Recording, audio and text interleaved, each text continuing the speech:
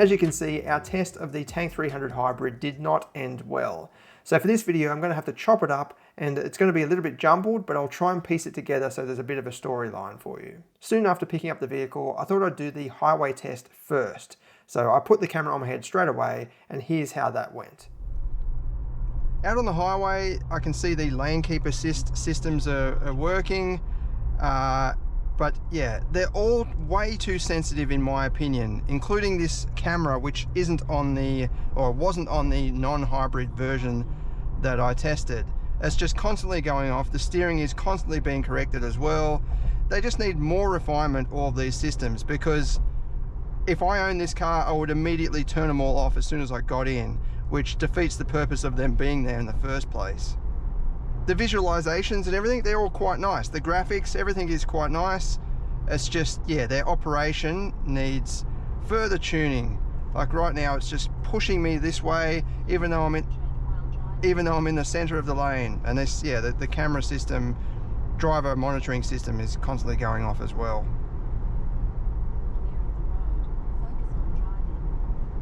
Beware of the road. I'm looking at the road. What do you want me to do? Yeah, so it's just super frustrating. Please concentrate while driving. I'm looking straight ahead and just driving completely normal. It's actually not very smooth to drive the hybrid in highway scenarios. Like, I'm just gently resting on the throttle, but the battery system or the electric motor is giving me sort of not too much power, but it's not coasting very well, in other words. It kind of is on or off rather than just smooth. Like, I'm just touching the throttle and it just starts to pick up speed straight away, which is great. It's got good response, I suppose you could say, but I just want to cruise along and I'm just pulsing the throttle to maintain my speed. And yeah, as I get close to that lane, the lane warning system, the steering wheel's vibrating. I'm not even close to it, but I'm just closer on this side than I am that side. It's very difficult to drive exactly parallel with the same distance on both sides. So I don't know why it has to be so sensitive and constantly correct me.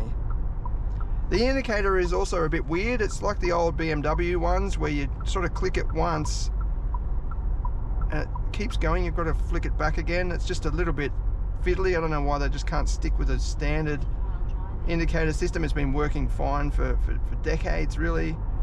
Yeah, there's no one, well, there's someone behind me, but just hit it once and it works fine. But if you just go that tiny bit too far, there's not really a really good notch in the system. Sorry, I'm just trying to talk with that driver monitoring camera is just going absolutely nuts constantly. I've got everything switched on in the default mode. I haven't touched any of the sensitivity options or anything like that. So you probably can go in there and turn down the sensitivity, but like with all new cars, this all resets every time you get in the car and turn it on again. As I mentioned in one of my other reviews, it'd be great if they had driver profiles that you could set up, get in the car and it asks you, who are you? Are you a visitor? Are you or not a visitor, but not the owner of the vehicle, or are you Brett or the wife or whatever? Then you can just hit your system and it will straight away turn the things off that you want off, or turn the sensitivity down of what areas you want turned down in one button, rather than have to go through the whole process all again every time you drive it. The steering is a little bit doughy, but I can definitely feel that floppy suspension once again. I haven't hit any winding roads yet or anything like that, or off-road, but yeah, it's definitely, I can feel the softness there. I'm not sure if it will lift the rear wheels under braking, because there's a bit more weight in the back with the plug-in hybrid system, but we'll see. After that, I was on my way out to do the performance testing on our private road, where everything went well. First, I wanted to see if the rear wheels came off the ground during braking, because as we saw with the petrol model, the front end dips right down to the point where it bottoms out and causes the rear wheels to pop off the ground just for a split second. There are a few comments saying or suggesting that the hybrid doesn't do that, so I wanted to see if that was the case. It does make sense though, because the hybrid has a pretty heavy battery in there, or it's not just a normal auxiliary battery. which should keep the rear end down a bit better. Here's how that went. Okay, here we go again. I'll do a braking test and see if the rear wheels pop off the ground during hard braking. It's about to start pouring down rain, so I'll chuck the camera underneath. I'll attach it on the chassis on both sides, and we'll try and get capture both rear wheels making contact with the ground. Okay, so I've got it under the right-hand side of the car, the driver's side, and you've got a nice clear view of the rear wheel there, and the tyre making contact with the ground. So we'll see if it, just tighten this up a bit. Let's see if it comes off the ground. Again, I'll do it at 80 kilometers an hour. Actually, I'll do it 60, 80, and 100.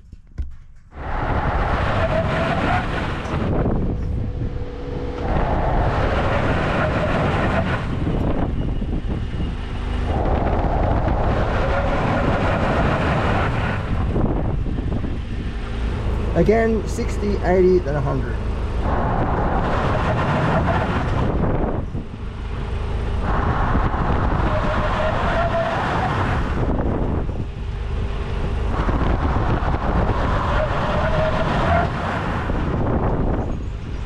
So there we have it. It doesn't look like the rear wheels are coming off the ground in the hybrid version on both the left and right side. I know it sounds like I'm adding excuses, but it is starting to rain. It really is.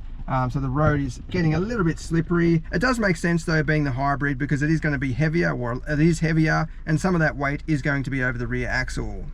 Just keep in mind, this does have the Michelin road tyres on it, so if you add some all-terrains, aftermarket all-terrains, it is going to increase the stopping distance, as with all SUVs or any vehicle that you put all-terrains on. But yeah, just keep that in mind.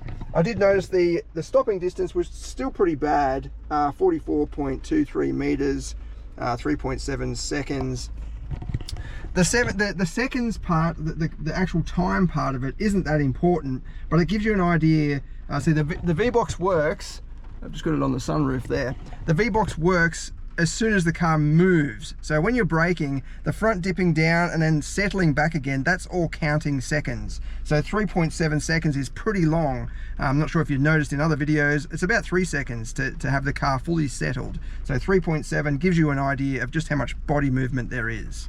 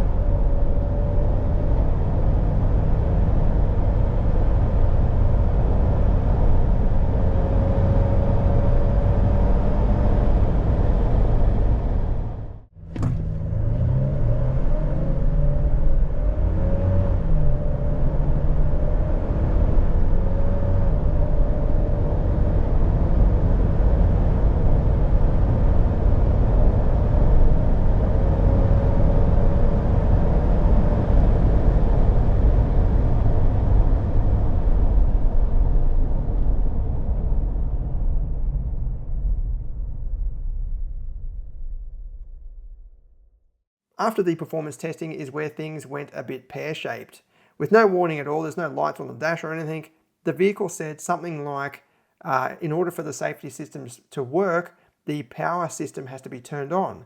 And I thought, that's a weird message. I am on, I'm driving along. So I was driving at about 60 or 70 kilometers an hour. And then I went to give it some power just as I was progressing around the road, and there was no power. So eventually the vehicle rolled to a complete stop. While it was in D, I made sure that it was pretty safe. So there was a big view behind me and in front of me, so I could see if there was any cars coming, they would see me straight away with my hazards on. And then I whipped out the GoPro straight away to start recording. So I was just driving along then, and the car just cut out completely. I've tried to do a full reset. I am on the middle of the road here, but I think I'm in a reasonably safe spot. There's a pretty big straight behind me, and cars should be able to see me coming down the front here, but there's nothing I could do about it anyway. So if I start the car, it all sort of starts up, but it won't let me go into drive. Even if I turn the handbrake off, I've got my foot hard on the brake. It just won't go into drive. It will go into neutral. If I put it into reverse, it goes into neutral and it will allow me to roll. But I think if I roll any further, I'm going to start going around that corner, and then it might sort of reduce my visibility, or the visibility of the car behind me. So I just want to stay here. But yeah, I've done a full cycle. Got out of the car and locked it and started again, but it's not starting. I also noticed the engine light is actually on too. Wasn't there before.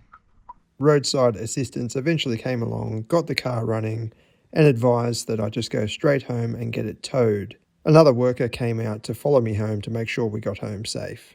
Now, GWM has not provided me with an official response in terms of what happened to the vehicle exactly, but I've done some digging around and spoke to a few mechanics and engineers, and we think the problem is down to the battery system.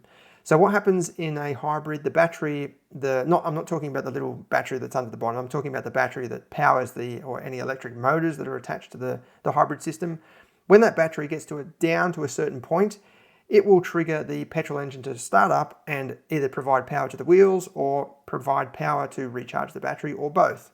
But in this case, the battery was too low and it triggered a warning for the rest of the computer system. So a lot of modern cars, all the electrics are interconnected, as you could imagine. But some of them have send red flags up, and as soon as there's a red flag in any area, the whole system will shut down. So we think that's what happened here. The battery was too low, and then it did not tell the petrol engine to just start up and carry on. Instead, it just shut the whole system down. Now, as far as I know, there is a software update for this, and all customers' cars should be fine. This shouldn't happen to the customer vehicles. This was an early model for media purposes, and basically that will stop the petrol engine or the whole system just cutting out. But it looks like they also gave it a spray job, because I picked it up and it's a different color. So we did the performance test again, also did the braking test. Because of that, the acceleration problem. So I know there's a few other channels out there. I think Matt from Car Source, he's run a 0 to 100 in the 6-second zone. I did speak to him. I don't know how he did that, considering that's quicker than GWM's official claim, a lot quicker. But I would like to know how many tests he ran.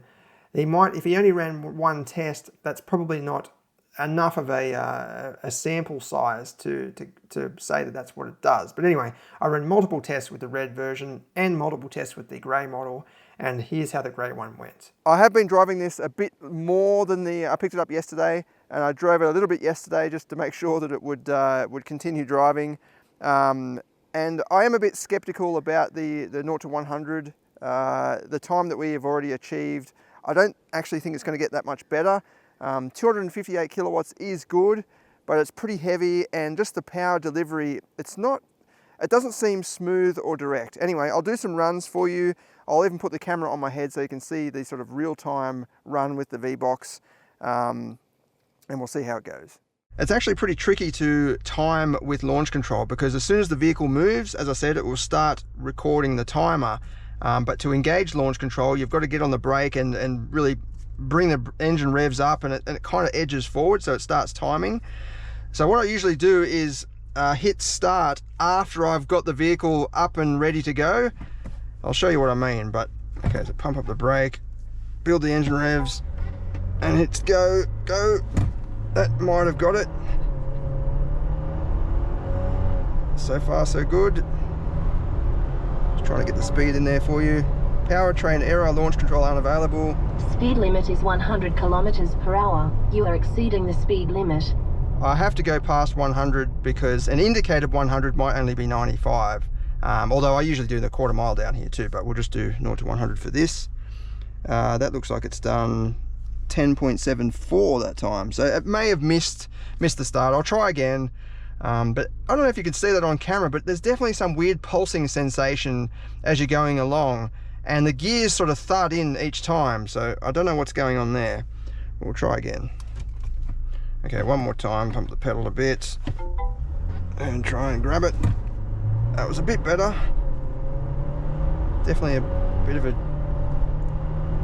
jolt there into second gear. Just about to hit 100, just go a bit past. And that looks like it's done 10.6. Yeah, I don't think I got it exactly perfect, but I'm not sure I'm going to improve on that much more without the vehicle going into a meltdown. 10.65 that time. As you can see, like even when you're just giving it full throttle without the launch control, it's doing about 10 seconds. If you could get that launch control at the perfect timing, I think you might get it down to 9, or maybe, yeah, maybe into the 8s, maybe if you really nail it. And if the temperature was a bit lower, it's 28 degrees outside now, or it's probably got to do with the heat around the vehicle that the thermometer's picking up. But yeah, in cold conditions, you know, you might get it down into the high 8s or something like that. If you're after an off-roader that offers good acceleration for some reason, I think the petrol model is better. It's just more consistent, and it doesn't seem to have the same weird pulsing or surging sensation as this model does. But yeah, fuel economy and everything, that aside, I'm just talking specifically about performance. There you have it. You might think that I dislike the Tank 300. I don't. I think it's a very interesting vehicle. I like the interior. It's obviously awesome off-road. It's got a lot of wheel travel and wheel flex. That does mean it's not as dynamic as it should be on the road, in my opinion. That's just a sacrifice you have to make when you're making hardcore off-road models. It does have a few other shortcomings as well, such as towing and payload and things, and it doesn't come with 7 seats like a lot of the rivals in this specific class do.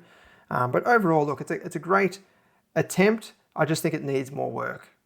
I'd love to know what you think though. Have you had a similar problem with the Tank 300 hybrid, or even any hybrid for that matter? Let me know in the comments, and thanks for watching.